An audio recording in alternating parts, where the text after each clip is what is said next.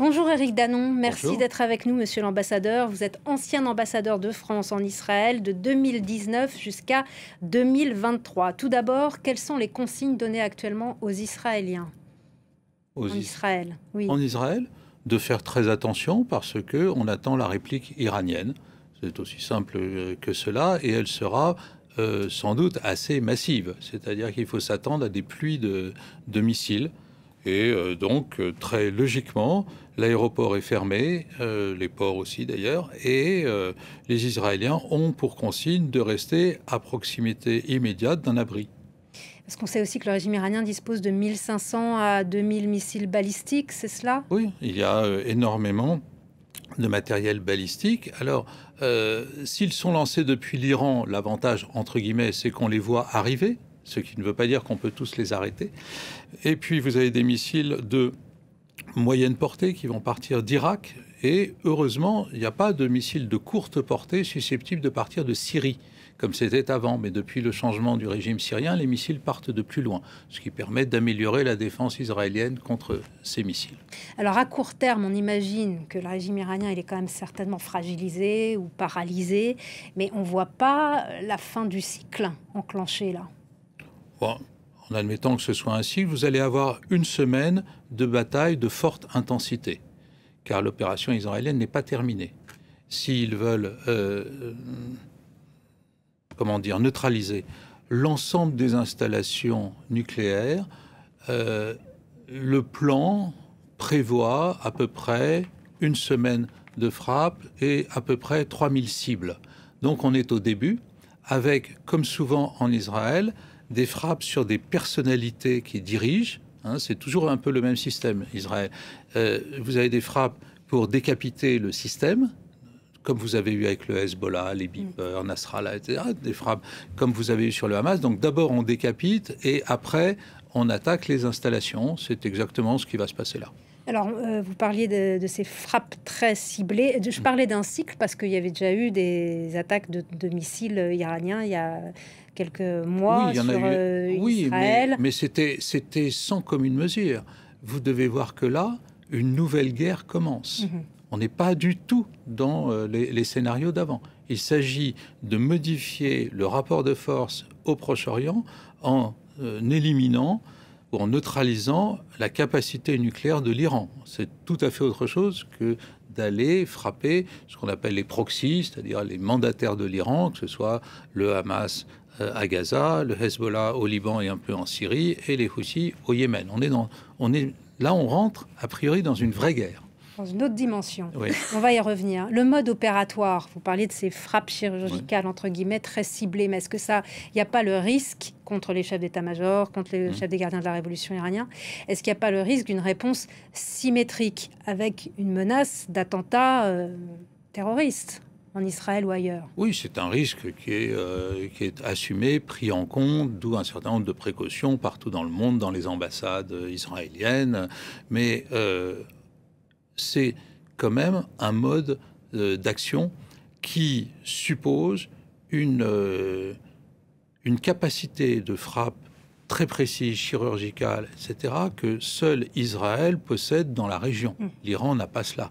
L'Iran, c'est du gros missile balistique, ça n'a rien à voir avec de la précision. Maintenant, il peut y avoir des opérations iraniennes, des services iraniens qui iraient frapper telle ou telle personne. Oui.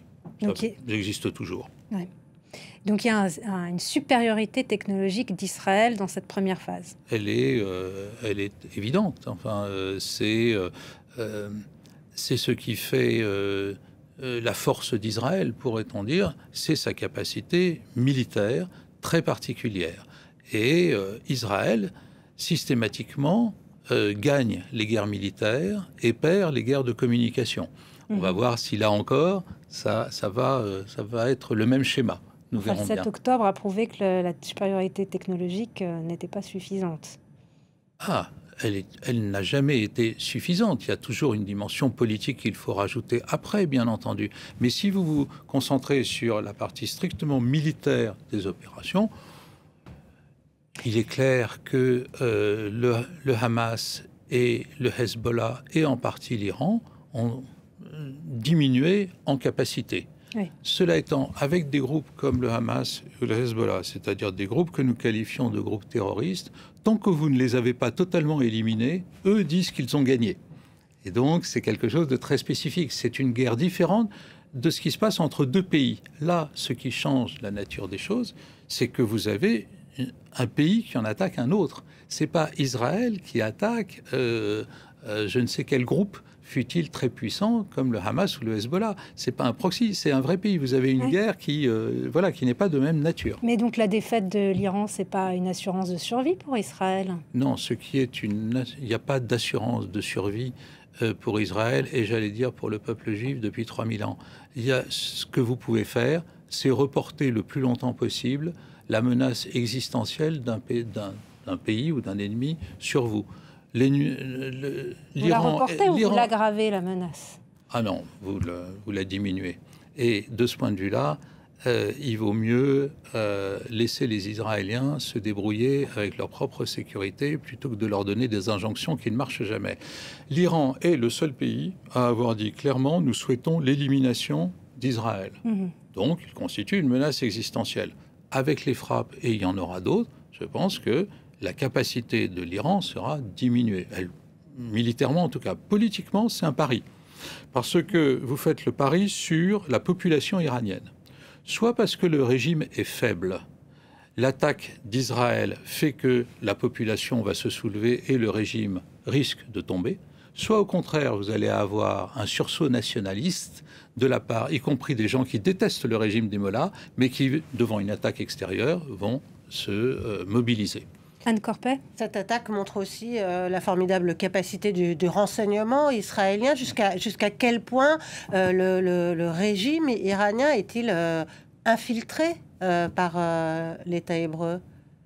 Alors, jusqu'à quel point il faudrait avoir une espèce d'échelle de gradation. Ce qui est sûr, c'est qu'il y a une capacité d'action d'Israël à l'intérieur même de l'Iran, qui se divise en deux. La partie qui consiste à faire du sabotage d'un certain nombre d'installations et la partie qui consiste à mettre en place des instruments de guerre, comme certains drones ou des choses comme cela. Donc vous avez à la fois une capacité de guerre de l'intérieur et une capacité de sabotage, et notamment cyber.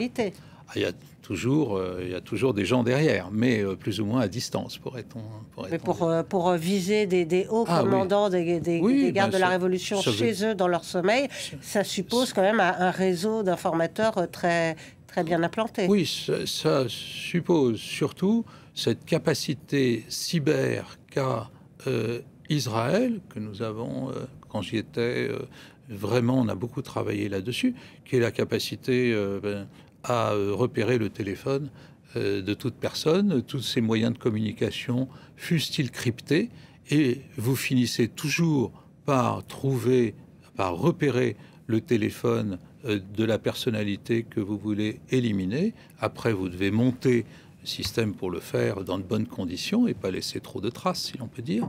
Et puis, voilà, ça fonctionne. Vous disiez qu'Israël doit se défendre, il faut laisser Israël se défendre seul pour assurer... Alors, ma question, sans injonction extérieure. Sans injonction extérieure, voilà, reprenons exactement vos termes. Mais l'avenir d'Israël, il ne peut pas dépendre uniquement seulement des États-Unis. Le rapport de force, il est incertain à l'avenir, il peut se retourner. Non, vous avez deux choses. Pour le moment, le soutien des États-Unis à Israël a été constant depuis très longtemps, des dizaines d'années. Trump est, de ce point de vue-là, un peu plus incertain, mais Trump n'est pas un belliciste, donc il n'aime pas l'idée qu'Israël soit parti en guerre. En revanche, il sera là si Israël est attaqué en retour. Et de ce point de vue-là, vous avez des similitudes avec la position française. La France ne soutient pas Israël quand Israël part en guerre, ça depuis 1967 et De Gaulle. En revanche, la France est toujours là si Israël est attaqué. Donc, comme il y aura une réplique, il est probable que, comme les deux fois que vous avez évoquées en 2023, vous allez avoir une mini-coalition de défense d'Israël avec les États-Unis, 90%, et puis les Britanniques, les Français et quelques pays arabes, sans doute la Jordanie, les Émirats arabes unis, Peut-être l'Arabie Saoudite. Donc même si c'est une victoire là, à court terme d'Israël, vous ne pensez pas que le long terme reste quand même très incertain? Le long terme est incertain au Proche-Orient depuis toujours. Si vous me demandez, ou si vous demandez à n'importe qui, c'est quoi Israël dans 6 mois, ou le Proche-Orient dans 6 mois, ou le Moyen-Orient dans 6 mois, personne ne peut vous donner une bonne réponse. Mais on sait que la seule solution politique, par exemple, la seule solution, elle reste politique. On le sait, par exemple, pour la bande de Gaza, et on ne voit pas comment le gouvernement israélien, on ne voit pas l'issue politique que propose le gouvernement israélien de Netanyahou. Il n'en propose pas. Netanyahou est pardon l'expression, un animal politique exceptionnel pour comprendre les rapports de force, pour faire la guerre, mais cet animal politique n'a pas de solution politique pour les Palestiniens de Gaza. D'où un vide, et ce vide politique en Israël entraîne énormément de manifestations contre le gouvernement dans cette manière de faire, parce que vous ne savez pas où il va. Voilà. Alors, je pense que les circonstances vont un petit peu modifier la donne à partir du moment où l'Iran, c'est-à-dire le financier, la tête pensante aussi du Hamas, est atteinte. Mais c'est pas ça qui donne aujourd'hui une solution politique à Gaza. Clairement. Et Netanyahou a déclaré que le président français Emmanuel Macron était un allié de fait du Hamas. Comment est perçue cette position de la France? Non, mais on est dans un monde où on envoie des choses à la figure de l'autre. C'est un mode de communication que Trump a largement inauguré il y a quelques années dans son premier mandat, qui consiste à exagérer totalement les positions. Donc, il faut revenir à quelque chose de plus raisonnable. Netanyahou ne veut pas, quoi qu'il arrive, et tant qu'il est Premier ministre, de la création d'un État palestinien. Il n'en veut pas. Il dit non. À partir du moment où le président de la République dit « je m'inscris dans une dynamique où je souhaite la création d'un État palestinien », évidemment, ça ne va pas bien se passer entre les deux. Et au bout du compte, ce qui se passe là, évidemment, atteint énormément l'idée de la conférence la semaine prochaine à New York, du 18 au 21. Co-présidée par la France et l'Arabie Saoudite. Co-présidée par la France et l'Arabie Saoudite, parce que ça donne un côté, pas dérisoire, ce serait méprisant de ma part, mais dans l'échelle des priorités, essayer à New York d'avoir une dynamique en faveur de la solution à 2 États. Quand vous allez être, la semaine prochaine, encore dans une guerre de très haute intensité entre Israël et l'Iran, vous voyez le décalage des priorités. Le Conseil de sécurité, il ne va pas s'intéresser à la dynamique de création et aux conditions d'un État palestinien. Il va s'intéresser à la guerre et la paix entre Israël et l'Iran. Donc forcément, vous affaiblissez cette idée de conférence. Merci infiniment, monsieur l'ambassadeur, d'être venu. D'autant que les Américains n'ont pas l'air d'y être favorables. Non, en plus, alors Trump, c'est le même système de communication, allons-y, et on se met à menacer les pays qui participeraient à la conférence. Tout ça, ce sont les rodomontades de l'époque actuelle, si l'on peut dire, mais la réalité, c'est que aujourd'hui, vous avez une nouvelle guerre directe entre Israël et l'Iran, et c'est elle qui va prendre le pas sur les autres problèmes de la région. Merci infiniment, monsieur l'ambassadeur, d'être venu sur France 24. Merci à vous.